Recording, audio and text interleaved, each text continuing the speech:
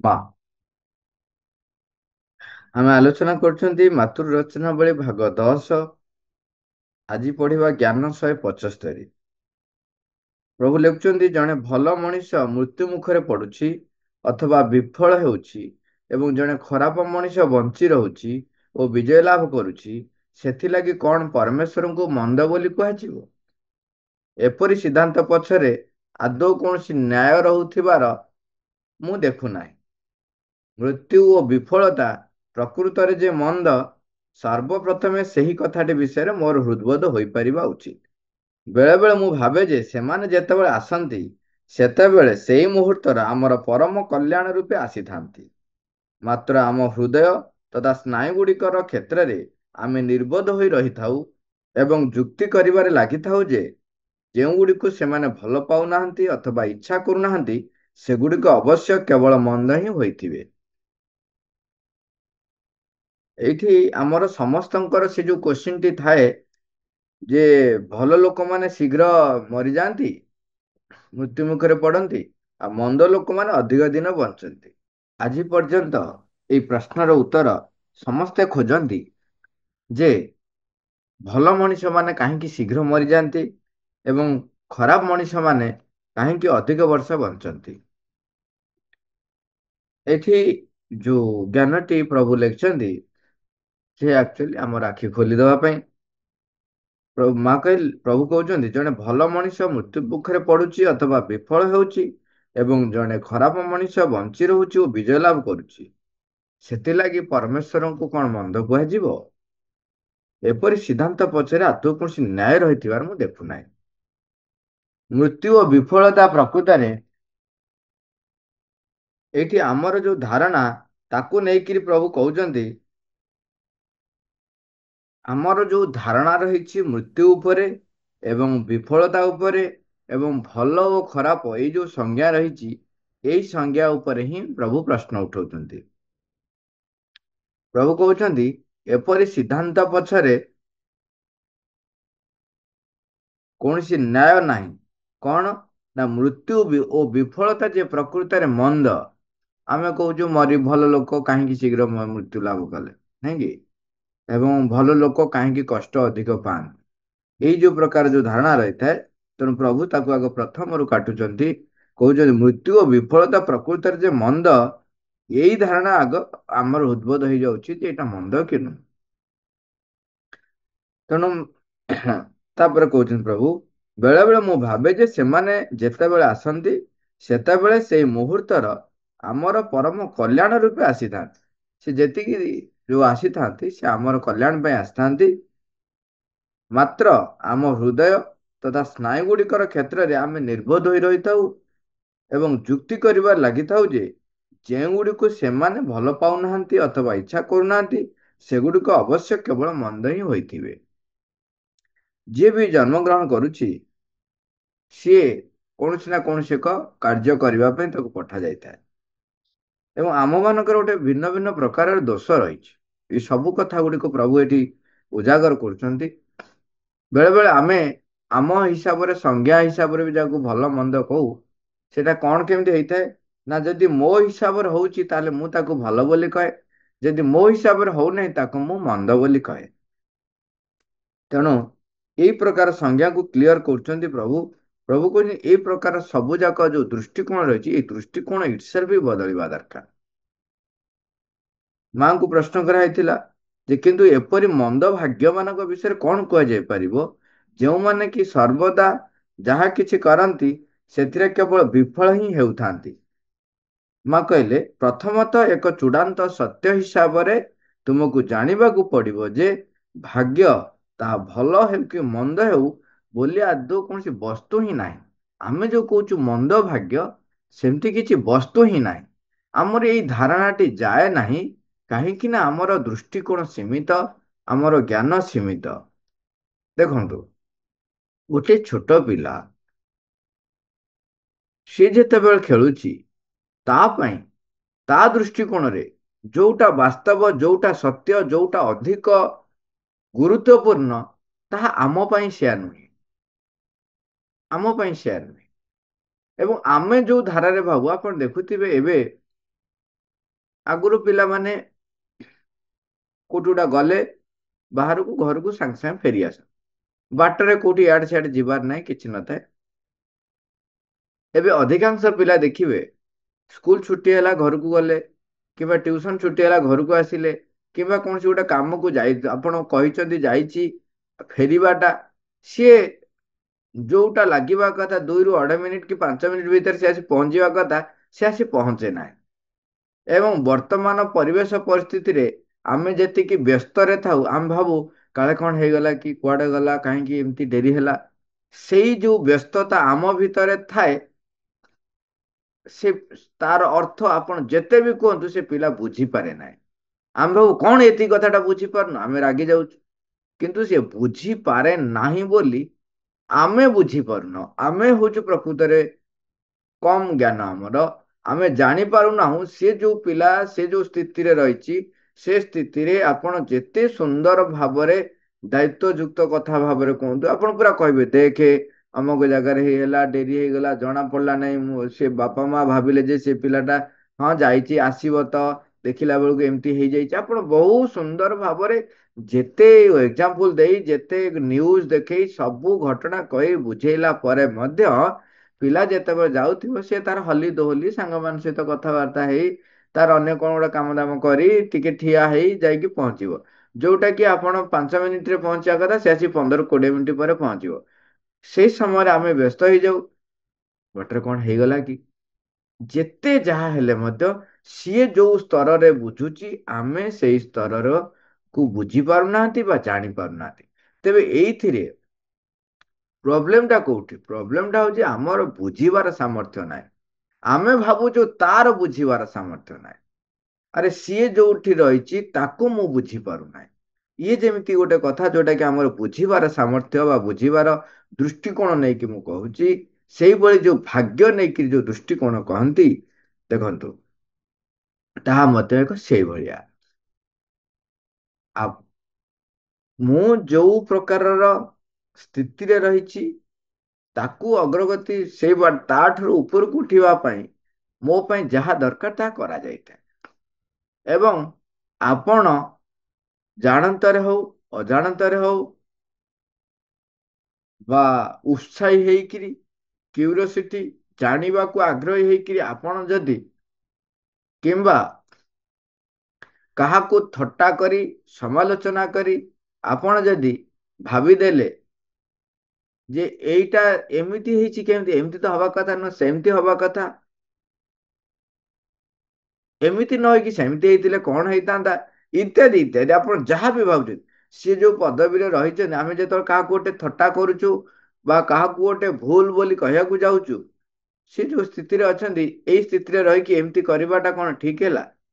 ଆମେ ଯେତେବେଳେ ତାକୁ ବିଚାର କରୁଛୁ, ଇଏ ସବୁ ଗୁଡିକ ଆମକୁ କଣ କରୁଛି ନା ଆମ ଜୀବନରେ ଗୋଟିଏ ଗୋଟିଏ ପରିସ୍ଥିତି ତିଆରି କରିବା ପାଇଁ ଆମେ ହସ୍ତାକ୍ଷରରେ, ନିଜେ ହସ୍ତାକ୍ଷରରେ ଲେଖି ଲେଖି ଯାଉଛନ୍ତି।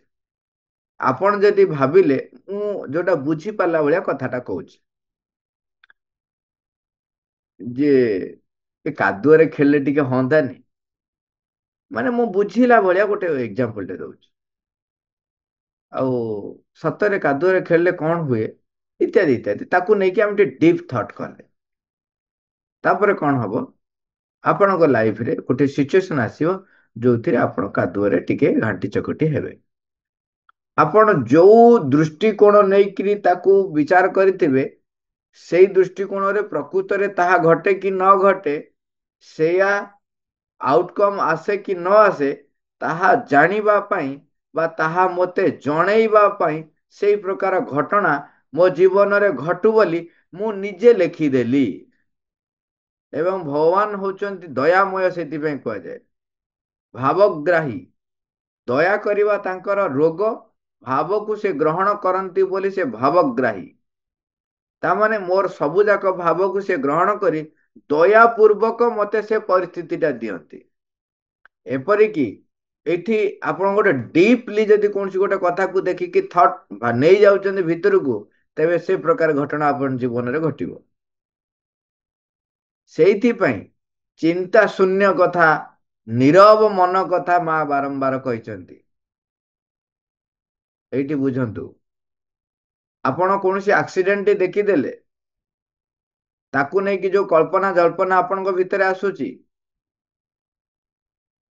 ଆପଣ ମନେ ରଖନ୍ତୁ, ତାହା ମଧ୍ୟ ଆପଣ ଗୋଟେ ହସ୍ତାକ୍ଷରରେ, ନିଜ ହସ୍ତାକ୍ଷରରେ ନିଜେ ଲେଖିଦେଲେ ଯେ ସେଇ ପ୍ରକାର ପରିସ୍ଥିତି ମୋ ଲାଇଫରେ ଆସୁ ବୋଲି।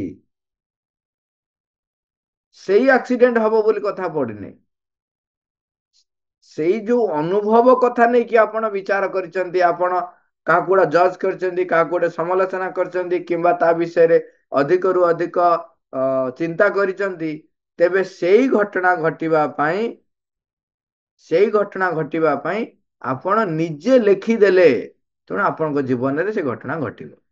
ତେଣୁ ଭଲରେ ହଉ, ଆମ ଭାଷାରେ ଯୋଉ ଦୃଷ୍ଟିକୋଣରେ ହଉ, ଆପଣ ନିଜେ ନିଜର ପରିସ୍ଥିତିଟି ସୃଷ୍ଟି କରିଥାନ୍ତି। ଆପଣଙ୍କୁ ସେ ପରିସ୍ଥିତି ଆସିଥାଏ, ଆପଣ ଜାଣିବେ, ବୁଝିବେ, ନିଜ ଦୁର୍ବଳତାକୁ ଚିହ୍ନିବେ, ନିଜର ସାମର୍ଥ୍ୟକୁ ଚିହ୍ନିବେ। ତେଣୁ ଏଠି ମନ୍ଦ ଭାଗ୍ୟ ବୋଲି କୋଉଠୁ ଆସିଲା ଘଟଣା? ପ୍ରଭୁଙ୍କୁ ନେଇକି ଥରେ ଜଣେ ପ୍ରଶ୍ନ କରିଥିଲେ, ତାଙ୍କୁ କଣ ହେଇଛି ନା ଫାଶୀ ଦଣ୍ଡ ଆଦେଶ ମିଳିଛି। ଫାଶୀ ଦଣ୍ଡ ଆଦେଶ ମିଳିଛି। ସେ ପ୍ରଭୁଙ୍କ ପାଖକୁ ଲେଟର ଚିଠି ଲେଖିଛନ୍ତି, ଶ୍ରୀମାନଙ୍କ ପାଖକୁ, ଯେ ଯୋଉ ଘଟଣା ପାଇଁ ମତେ ମୃତ୍ୟୁଦଣ୍ଡରେ ଦଣ୍ଡିତ କରାଗଲା, ନ୍ୟାୟ ବିଚାରର ଏହା ଏକ, ସେଠୁ ଲେଖିଛନ୍ତି ଏଇଟା ଗୋଟେ ଭୁଲ କଥା ନୁହେଁ କି, ଯେ ନ୍ୟାୟ ବିଚାର କିଛି ନାହିଁ, କାହିଁକି ନା ସେଇ ଘଟଣାଟିର ମୁଁ ସମ୍ପୃକ୍ତ ହିଁ ନାହିଁ। ତାଙ୍କୁ ସମ୍ପୃକ୍ତ କରାଯାଇ ତାଙ୍କୁ ଦଣ୍ଡିତ କରାଯାଇ ଫାଶୀ ଦଣ୍ଡ ଦିଆଯିବ। ସେଠୁ ପ୍ରଭୁ ତାଙ୍କୁ ଲେଖୁଛନ୍ତି, ପ୍ରଭୁଙ୍କ ଚିଠି ବହୁତ ମାନେ ମୁଁ ତା ଭାବାର୍ଥଟି କହୁଛି, ପୁରା ସ୍ପଷ୍ଟ ଭାବରେ କହୁଛନ୍ତି ଯେ ତୁମେ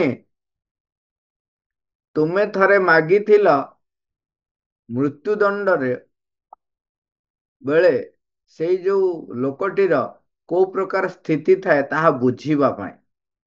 ତେଣୁ ତୁମକୁ କୌଣସି ଦୋଷ ନ କରି ତମକୁ ମୃତ୍ୟୁଦଣ୍ଡ ଦିଆଯିବା ପାଇଁ ଆଦେଶ ମିଳିଛି। ଦୋଷ କରିକି ଯଦି ମୃତ୍ୟୁଦଣ୍ଡ ପାଇଥାନ୍ତ, ତେବେ ତୁମର ଯୋଉ କନସିକ୍ୱେନ୍ସର, ଯୋଉ ଅଗ୍ରଗତିର ସ୍ଥିତି ଅଲଗା ହେଇଯାଇଥାନ୍ତା। କାହିଁକିନା ତମେ ଭୁଲ ଦୋଷ କରିଛ ବା ମୃତ୍ୟୁଦଣ୍ଡ ସେଇଭଳିଆ କାର୍ଯ୍ୟ କରିଛ, ତାର କନସିକ୍ୱେନ୍ସ ପାଉଛ। ବର୍ତ୍ତମାନ ତମର ଅନୁଭବ ଯେହେତୁ ଦରକାର ବୋଲି ତମେ କହିଛ, ତେଣୁ ତମକୁ କୌଣସି କାରଣ ନଥାଇ ତମକୁ ଫାଶୀ ଦଣ୍ଡର ଆଦେଶ ମିଳିଛି। ତୁମେ ଅପେକ୍ଷା କର, ତୁମେ ସେଥିରୁ ମୁକ୍ତ ହବ। ତୁମେ ଯଦି ସେଥିରୁ ଅନୁଭୂତିକୁ ପ୍ରାପ୍ତ କରି ସାରିଛ, ତେବେ ତୁମେ ଫାଶୀ ଦଣ୍ଡ ତୁମକୁ ଦିଆଯିବ ନାହିଁ, ଏବଂ ଅପେକ୍ଷା କର, ତୁମେ ମୁକ୍ତ ହେବ। ଆଶୀର୍ବାଦ। ଆପଣ ଚିନ୍ତା କରନ୍ତୁ, ସିଧାସଳଖ ଲେଖିଲେ ଯେ ତୁମେ ଅପେକ୍ଷା କର, ମୁକ୍ତ ହେବ। ସେ ଚିଠି ପହଞ୍ଚିଲା, ସିଏ ତାଙ୍କର ଯେତେକ ଅନୁଭବ ଲେଖିଛନ୍ତି, କେମିତି କେତେ କଷ୍ଟ, କେତେ ଯନ୍ତ୍ରଣା, ଆଉ କୋଉ ଭଳିଆ ଭାବ ତାଙ୍କର ଆସୁଛି, ସବୁ ଲେଖୁଛନ୍ତି ଚିଠି, ମଝିରେ ମଝିରେ ଚିଠି ଲେଖୁଛନ୍ତି। କୌଣସି ଚିଠିର ଉତ୍ତର ସେମିତି ପ୍ରଭୁ ଲେଖିନଥିଲେ ଯେ ତମେ ମୁକ୍ତ ହବ ବୋଲି, ଲେଖିନଥିଲେ। କାହିଁକି ସେ ଲେଖୁଛନ୍ତି ମତେ ଏମିତି ଲାଗୁଛି, ସେମିତି ଲାଗୁଛି, ଯାହା ଯାହା ଲେଖିଛନ୍ତି। କିନ୍ତୁ ଶେଷ ଚିଠିରେ ସେ ଲେଖିଲେ ଯେ ତୁମେ ଅପେକ୍ଷା କର, ତୁମେ ମୁକ୍ତ ହେବ। ସେ ତ ଲାଷ୍ଟକୁ ପଚାରିଲେ ମତେ କାହିଁକି ଫାଶୀ ଦଣ୍ଡ ଦିଆଯାଉଛି, ମୁଁ କିଛି ଦୋଷ କରିନି। ଏଇଟା କଣ ପ୍ରଭୁ ସ୍ଥିର କରିଛନ୍ତି ମତେ ଫାଶୀ ଦିଆହବ ବୋଲି? କୋଉ ଜନ୍ମର ମୋର କାର୍ଯ୍ୟ? ତାକୁ ସେ ପ୍ରଭୁ ଲେଖୁଛନ୍ତି ଯେ ଏଇଟା ତୁମେ ମାଗିଥିଲ, ଏବଂ ଅପେକ୍ଷା କର, ତୁମେ ମୁକ୍ତ ହେବ। ଏବଂ ଚିଠିଟି ପାଇଲେ, ଯୋଉ ଦିନ ଫାଶୀ ଦଣ୍ଡ ଦିଆହବ ତା ପୂର୍ବ ଦିନ ଆଦେଶ ଆସି ପହଞ୍ଚିଲା ଯେ ସିଏ ନିର୍ଦ୍ଦୋଷ, ଏବଂ ତାଙ୍କୁ ମୁକ୍ତ କରିଦିଆଯାଉ, ଏବଂ ତାଙ୍କୁ ମୁକ୍ତ କରାଗଲା। ଇଏ ହଉଛି ଏକ ଘଟଣା ଘଟିଥିବାର ଚିଠି ଅଛି।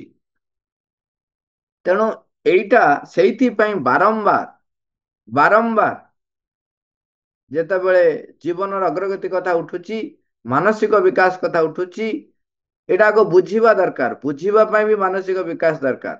ତା ଭିତରେ ବାରମ୍ବାର କୁହାହଉଛି ମନ, ନୀରବ ମନ ଦରକାର। ଚିନ୍ତା ଶୂନ୍ୟ, କଳ୍ପନା ଶୂନ୍ୟ ମାନେ ଏବେଠୁ ଇମାଜିନେସନ ବନ୍ଦ କରିଦେବା କଥା କୁହାହଉନି। କଳ୍ପନାର ଊର୍ଦ୍ଧ୍ୱ ଜଗତକୁ ଯିବାକୁ କୁହାହଉଛି। ଚିନ୍ତା ରହିବ ନାହିଁ, ନିରବ ମନ କଥା ବାରମ୍ବାର କୁହାହଉଛି। ନହେଲେ କଣ ହଉଛି ନା ଆମେ ଏଇ ପ୍ରକାର ପରିବେଶ ପରିସ୍ଥିତିକୁ ଡାକୁ। ତେଣୁ ଏଇଠି ସେ ଯୋଉ ମୃତ୍ୟୁଦଣ୍ଡ ପୂର୍ବର ଅନୁଭବ ତାଙ୍କର ଦରକାର ଥିଲା ବୋଲି ସେ ମାଗିଥିଲେ, ତାଙ୍କୁ ସେଇଟା ଦିଆଗଲା। ତେବେ ସିଏ କହିବ ମୋ ଭାଗ୍ୟ ଖରାପ। ଏଇଟା କେମିତି ହେଲା ମନ୍ଦ ଭାଗ୍ୟ? ଏଇ ହଉଛି ଆମର ଅଳ୍ପ ଜ୍ଞାନର ବା ସ୍ୱଳ୍ପ ଜ୍ଞାନର ଇଏ ପରିଣତି ହଉଛି, ଆମେ ତାକୁ ମନ୍ଦ ଭାଗ୍ୟ ବୋଲି କହୁ। ମା କହୁଛନ୍ତି ଆମ ଅଜ୍ଞାନର ଆଖିକୁ ଯାହା ଭାଗ୍ୟ ବୋଲି ଦେଖାଯାଉଥାଏ, ସେଗୁଡ଼ିକ କେବଳ କେବଳ ଏପରି ନାନା କାରଣର ପରିଣାମ ସ୍ୱରୂପ ହିଁ ଘଟେ। ଆମେ ସବୁବେଳେ କଥା ହଉଛନ୍ତି, ଯୋଉଟା ଆମକୁ ମନ୍ଦ ଭାଗ୍ୟ ଦେଖାଉଛି ସେଟା ଗୋଟେ ପରିଣାମର ସ୍ୱରୂପ, ଗୋଟେ କାରଣର ପରିଣାମ ସ୍ୱରୂପ। ଆପଣ ଜଣକୁ ଯଦି ମଧୁର ଭାଷାରେ ପଦେ କଥା କହିଲେ, ତେବେ ତା ଭିତରେ ମଧୁର ସଞ୍ଚାରିତ ହବ। ଆପଣଙ୍କର ଉଦ୍ଦେଶ୍ୟ, ଆପଣଙ୍କର ପୁରା ହୋଲ ହାର୍ଟେଡଲି ଆପଣଙ୍କ ଭିତରେ ଯୋଉ ଭାବ ଥାଏ, ସେ ଭାବ ତାଙ୍କୁ ସ୍ପନ୍ଦିତ କରିବ। ବେଳେ ବେଳେ ଆଧାର ଯଦି ଠିକ ନଥାଏ, ତା ସମୟ ଲାଗେ, ତା ସମୟ ଲାଗେ।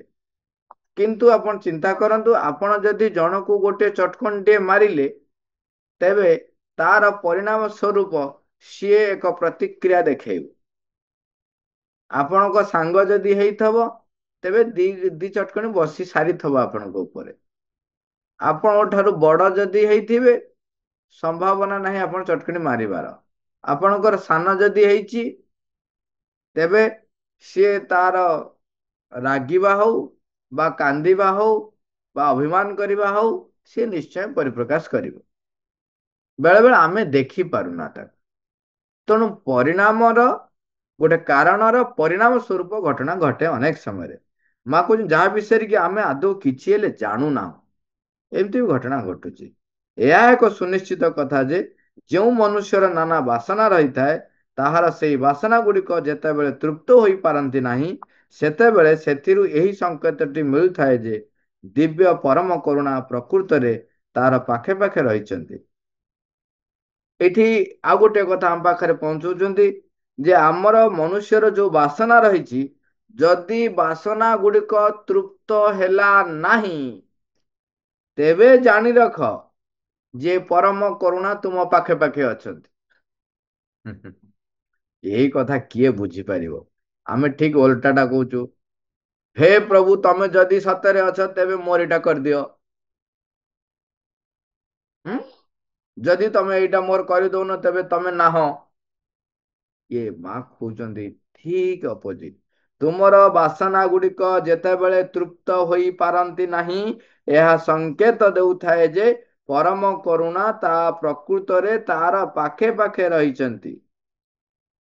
ତାର ଅଭିଜ୍ଞତା ମାଧ୍ୟମରେ ତା ଜୀବନରେ ତୋରାର ସହିତ ଏକ ଅଗ୍ରଗତି କରାଇବା ସକାଶେ ଇଚ୍ଛା କରୁଛନ୍ତି। କଣ କହୁଛ? ହଁ କଣ? ହଁ, ତୁମର ପ୍ରଶ୍ନ ହଉଛି ଯେ ଯେତେବେଳେ ନ ହୁଏ, ତାହା କିପରି ଆମର ମଙ୍ଗଳକର ବୋଲି ସେଇ କଥାଟା କହିବା ପାଇଁ କହୁଛି। ପଢି ଦଉଛି ଟିକେ। କହୁଛନ୍ତି ତାର ଜୀବନରେ ତୋରାର ସହିତ ଏକ ଅଗ୍ରଗତି କରାଇବା ସକାଶେ ଇଚ୍ଛା କରୁଛନ୍ତି। ଏଇ କଥାଟିକୁ ଶିକ୍ଷା ଦେଇ ସିଏ ସେହି ଅଗ୍ରଗତି କରାଇବାକୁ ଇଚ୍ଛା କରୁଛନ୍ତି ଯେ ଇଚ୍ଛାକୃତ ଏବଂ ସ୍ୱତଃସ୍ଫୂର୍ତ୍ତ ଭାବରେ ସେଇ ଦିବ୍ୟ ପରମ ଇଚ୍ଛାଙ୍କ ପାଖରେ ଆପଣାକୁ ସମର୍ପିତ କରିଦେଇ ପାରିଲେ ଯାବତୀୟ ବାସନାର ପରିତର୍ପଣ ଅପେକ୍ଷା ଶାନ୍ତି ଓ ଆଲୋକ ମଧ୍ୟରେ ସୁଖ ଲାଭ କରିବାରେ ତାହା ଏକ ଅନେକ ଅଧିକ ନିଶ୍ଚିତ ମାର୍ଗ ରୂପେ ଅବଶ୍ୟ କାର୍ଯ୍ୟ କରିବ। ସହଜ ଭାଷାରେ ସିଧା କଥାଟେ କହୁଛି, ଜଣେ ଗୋଟେ ଏକ୍ଜାମ୍ପଲ ଦଉଛି। ଆମର ଆଶ୍ରମରେ ଜଣେ ଅଛନ୍ତି ବ୍ରହ୍ମାନନ୍ଦ ଭାଇ ବୋଲି, ସେ ଜଣେ ମାନେ ବଡ ସ୍କଲାର, ଏବଂ ଏବେ ସୋଲାର ପାଇଁ ସିଏ ସବୁ ଜାଗାରେ ଚେଷ୍ଟା କରୁଛନ୍ତି। ଆଶ୍ରମରେ ପୁରା ପଣ୍ଡିଚେରୀ ଆଶ୍ରମରେ ଯୋଉ ସୋଲାର ୟୁନିଟ ସିଏ ହିଁ କରିଛନ୍ତି। ତାଙ୍କର ପାଠ ପଢା ବେଳର କଥା, ତାଙ୍କର ଏତେ ଗୁଡ ସ୍କଲାର, ସବୁବେଳେ ସେ ପାଠ ପଢନ୍ତି ଏବଂ ସବୁଥିରେ 100% ତାଙ୍କର 100% ଦିଅନ୍ତି, 100% ପାଆନ୍ତି। ସିଏ ଆଶା କରିଥିଲେ ଯେ ପଣ୍ଡିଚେରୀରେ ୟୁନିଭର୍ସିଟିରେ ସେତେବେଳେ ସେ ଫିଜିକ୍ସରେ ପଢିବେ। ପଢିକି ସେଇ ରିଗାର୍ଡିଂ ସେ ରିସର୍ଚ୍ଚ କରିବେ, ଆଗକୁ ଯିବେ। ଯେତେଟା ଜାଗାରେ ପକେଇଥିଲେ କୌଣସି ଜାଗାରେ ତାଙ୍କର ଆସିଲା ନାହିଁ। ଏପରିକି ତାଙ୍କର କିଛି ଚିହ୍ନା ବି ଯୋଉମାନେ ଥିଲେ ସେମାନେ ବି ସବୁ ଚେଷ୍ଟା କରିଥିଲେ, କିନ୍ତୁ ଆସିଲା ନାହିଁ।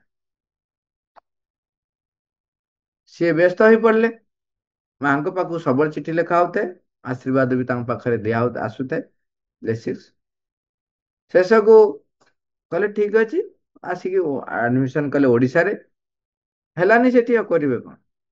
ଓଡିଶାରେ ଆଡମିସନ କଲେ। ସେ ସମୟରେ ତାଙ୍କର ଏକ୍ଜାମ ସେଣ୍ଟର ପଡିଥାଏ।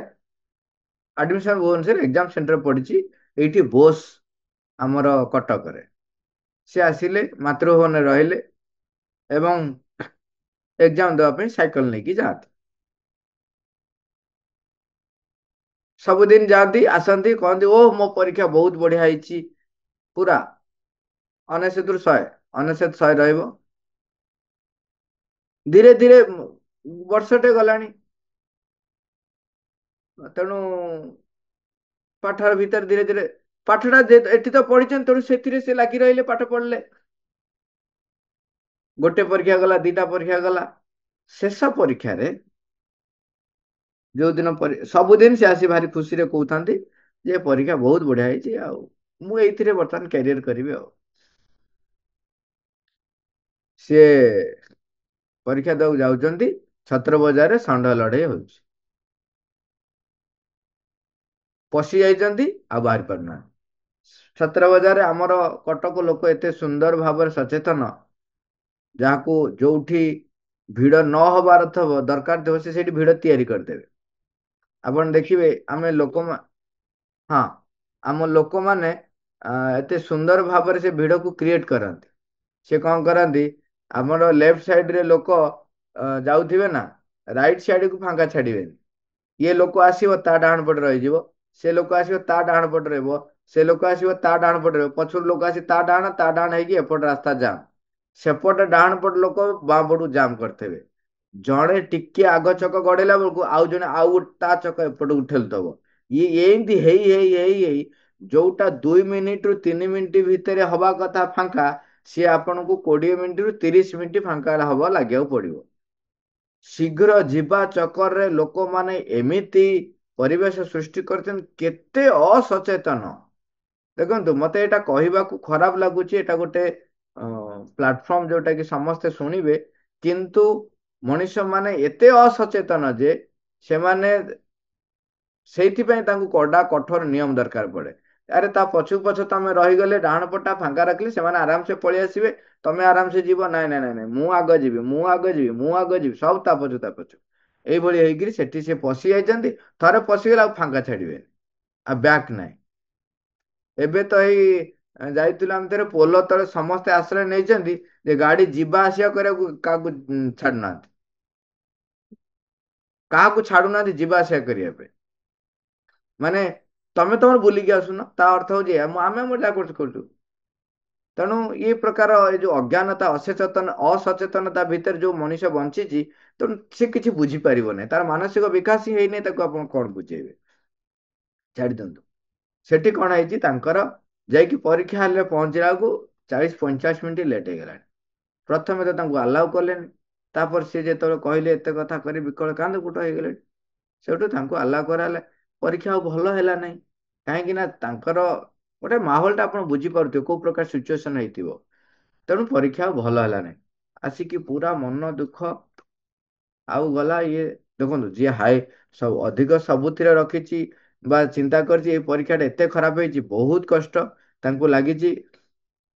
ତେଣୁ ଦୁଃଖରେ ରହିଲେ, କହିଲା ପରୀକ୍ଷା ତ ଯାଇଛି, ରେଜଲ୍ଟ ତ ବାହାରିବ, ତାପରେ ବ୍ୟାକ୍ ହବ, ଇଏ ହବ, ସିଏ ହବ। ଇନ୍ ଦ ମିନ୍ ଟାଇମ୍, ତାର କିଛି ଦିନ ପରେ, ଦେଖନ୍ତୁ, ଏଠି ବି ମନ ଦୁଃଖରେ ରହିଲେ। ସେଠି ଦୁଃଖ ଥିଲା, ଏଠି ବି ଦୁଃଖ। ସବୁ ବଢିଆ ବଢିଆ ହଉଥିଲା, ପୁଣି ଦୁଃଖ। ତାପରେ ଆସିଲା ଯେ ଅମକ ୟୁନିଭର୍ସିଟିରେ ତମର ହେଇଗଲା, ଆସ। ସିଏ ଗଲେ ସେଠିକି। ଯଦି ଏଇଠି ତାଙ୍କର ସେ ପରୀକ୍ଷା ଟା ବି ଭଲ ହେଇଥାନ୍ତା, ତାହେଲେ ସେ ଆଉ ଯାଇନଥାନ୍ତେ। ସେ ନିଜେ କହୁଥିଲେ, କହିଲେ ନାଇଁ ମୁଁ ଯଦି ମାନେ ମୁଁ ଯୋଉ ଭଳିଆ ମାଇଣ୍ଡ ମେକଅପ୍ କରିଥିଲି ଏ ପରୀକ୍ଷା ଭଲ ହେଇଥିଲେ ମୁଁ କାହିଁକି ଚିନ୍ତା କରିଥାନ୍ତି ଆସିବା ପାଇଁ। ମୁଁ ତ ଚିନ୍ତା ହିଁ କରିନଥାନ୍ତି, ମୁଁ ଇଆଡେ ହିଁ ରହିଥାନ୍ତି ଏବଂ ମୋ କ୍ୟାରିୟର ଆଉ ଗୋଟେ ଦିଗରେ ଯାଇଥାନ୍ତା। ଏବଂ ତାପରେ ସେ କଣ ହେଲା, ସେଠିକି ଗଲେ, ରହିଲେ, ଇତ୍ୟାଦି ଇତ୍ୟାଦି, ସେଥିରେ କ୍ୟାରିୟର କରି ବର୍ତ୍ତମାନ ଆଶ୍ରମରେ ପୁରା ସୋଲାର ଯୋଉ ସିଷ୍ଟମ ସିଏ ହିଁ କରିଛନ୍ତି। ଏବଂ ଆମର ମାଙ୍କ ଅନୁଷ୍ଠାନ ଯୋଉଠି ଯୋଉଠି ରହିଛି ସେମାନେ ଚେଷ୍ଟା କରୁଛନ୍ତି ସେଠି ସୋଲାର କେମିତି ପଇସା ନିଜ ଆଡୁ ଦେଇକି, ନିଜ ଆଡୁ ପଇସା ଦେଇକି କରେଇ ଦବା ପାଇଁ ଅନୁଷ୍ଠାନ। ଭାଇ ହଁ, ତେଣୁ କଣ କହିଲେ, ପରୀକ୍ଷା ଭଲ କିଛି ହେଲା।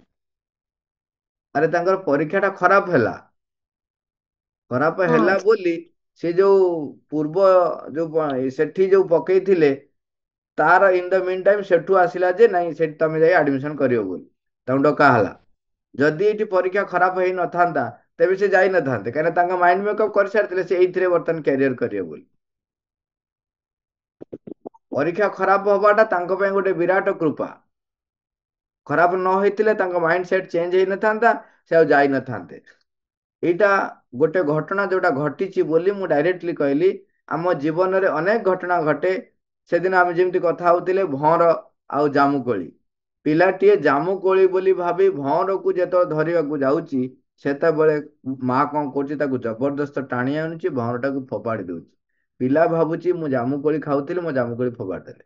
ଆମ ଜୀବନରେ ସ୍ୱଳ୍ପ ଜ୍ଞାନ ଏବଂ ସ୍ୱଳ୍ପ ଅନୁଭୂତି ଏବଂ ଭବିଷ୍ୟତ ଜ୍ଞାନର ଅଭାବ ଯୋଗୁ ବେଳେ ବେଳେ ଆମେ ବୁଝିପାରୁନା ଯେ ଆମ ପାଇଁ ଯୋଉଟା ମନ୍ଦ ବୋଲି ଲାଗୁଛି ସେଇଟା ପ୍ରକୃତରେ ପରମକୁ ଭାଗବତୀ କରୁଣା ମୋ ଭାଗବତୀ ମା ନିଜେ ରହିଛନ୍ତି ବୋଲି ତାହା ମତେ ପରିତୃପ୍ତ କରିବାକୁ ଦେଇନାହାନ୍ତି। ବାସନା ଯେତେବେଳେ ପରିତୃପ୍ତ ହୁଏ ନାହିଁ କେବେ ବି, କାମନା ବାସନା ଗୋଟିଏ ପରେ ଗୋଟିଏ ତାପରେ ବଢି ବଢି ଚାଲେ। ଯୋଉଟା ମୋ ପାଇଁ ମନ୍ଦ ବା ଯୋଉଟା ମୋର ଅଗ୍ରଗତିରେ ବାଧକ ସୃଷ୍ଟି କରିବ, ଯଦି ତାହା ମୋ ଜୀବନର କ୍ଷେତ୍ରରେ ନ ଘଟିଲା, ମୁଁ ଯୋଉ ଆଶା କରିଥିଲି ତା ମାନେ ମା ନିଜେ ଦାୟିତ୍ୱ ନେଇଛନ୍ତି ବୋଲି ସେଇଟା କରେଇ ଦେଲେ ନାହିଁ, ମୁଁ ବଞ୍ଚିଗଲି। ଏଇ ଜିନିଷ ବୁଝିବା ଏତେ ସହଜ ହୁଏ ନାହିଁ, ତେଣୁ ଆମେ ବୁଝିପାରୁନା, କିନ୍ତୁ ଘଟଣା ଏହା ହିଁ ଘଟେ। ତେଣୁ ମା ସେଥିପାଇଁ କହୁଛନ୍ତି ଯେ ଏଇ କଥାଟିକୁ ଶିକ୍ଷା ଦେଇ ସିଏ ସେହି ଅଗ୍ରଗତି କରାଇବାକୁ ଇଚ୍ଛା କରୁଛନ୍ତି ଯେ, ସେ ଅଗ୍ରଗତିଟା କରିବାକୁ ଇଚ୍ଛା କରୁଛନ୍ତି ଯେ ଇଚ୍ଛାକୃତ ଏବଂ ସ୍ୱତଃସ୍ଫୂର୍ତ୍ତ ଭାବରେ ସେଇ ଦିବ୍ୟ ପରମ ଇଚ୍ଛାଙ୍କ ପାଖରେ ଆପଣାକୁ ସମର୍ପିତ କରିଦେଇ ପାରିଲେ ଯାବତୀୟ ବାସନାର ପରିତର୍ପଣ ଅପେକ୍ଷା, ବାସନାର ପରିତୃପ୍ତି ଅପେକ୍ଷା, ବାସନାର ପରିତୃପ୍ତି ହେଲେ ଆମକୁ ଗୋଟେ ଶାନ୍ତି ଲାଗେ, ଆମକୁ ଖୁସି ଲାଗେ, ଯୋଉ କହନ୍ତିନି ତାଠାରୁ ଅଧିକ ଖୁସି ମିଳିବ ତାହା ନହେଲେ। ବାସନାର ପରିତର୍ପଣ ଅପେକ୍ଷା ଶାନ୍ତି ଓ ଆଲୋକ ମଧ୍ୟରେ ସୁଖ ଲାଭ କରିବାରେ ତାହା ଏକ ଅନେକ ଅଧିକ ନିଶ୍ଚିତ ମାର୍ଗ ରୂପେ ଅବଶ୍ୟ କାର୍ଯ୍ୟ କରିବ।